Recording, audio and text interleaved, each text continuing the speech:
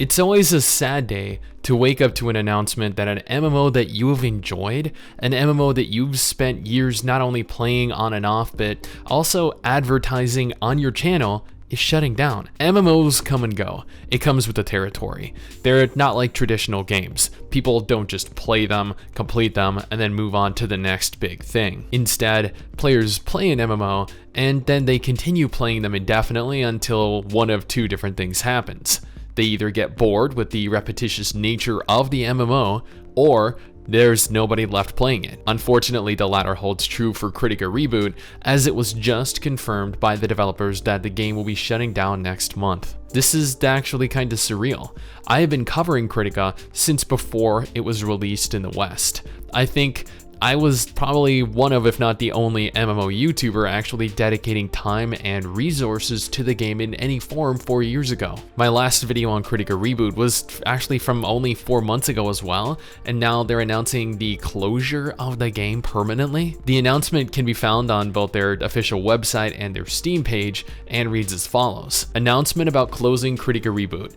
Hello, this is KRITIKA Reboot. It is with a heavy heart that we announce about closing our KRITIKA Reboot service since we started at the 13th of November 2019. This decision was made relying on that it is hard to sustain our service anymore in spite of team members' efforts meantime.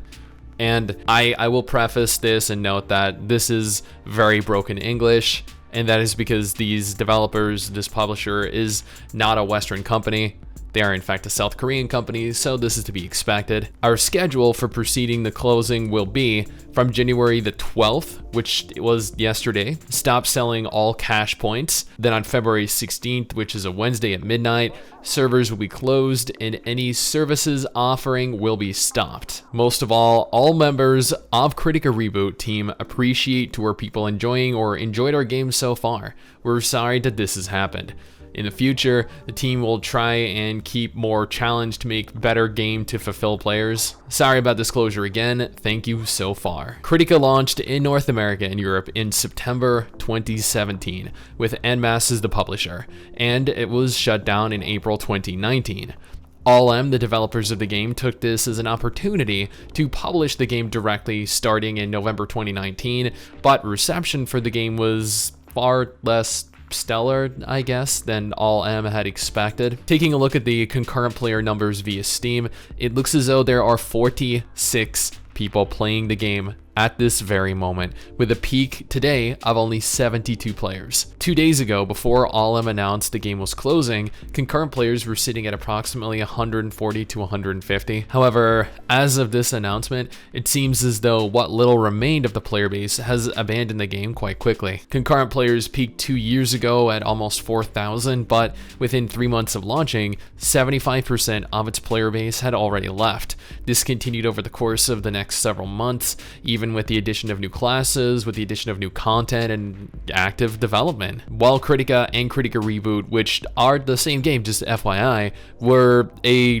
fun hub MMO to play with some gorgeous character models and some great quality action combat, it just wasn't enough to captivate players to retain their attention long term like most hub MMOs. And while All-M are relieving themselves as publisher in the West, I do want to note that Innova is releasing KRITIKA within Russia and CIS countries beginning in the first half of 2022. They're the very same publisher behind Blade and Soul, Crowfall, Ion, and Lineage 2 in those territories. They're also selling Founders Packs for players to pre-order the free game, which is both alarming and slightly hopeful, I guess, because on the one hand here, that means that All-M are continuing to attempt to milk the MMO player base for as much as they possibly can, but on the other hand, that could also mean additional funding and a potential re-release sometime in the future, whether or not the game warrants a re-release or players are even receptive of a re-release. So yeah, horrible news, as this was genuinely a really fun game for me, but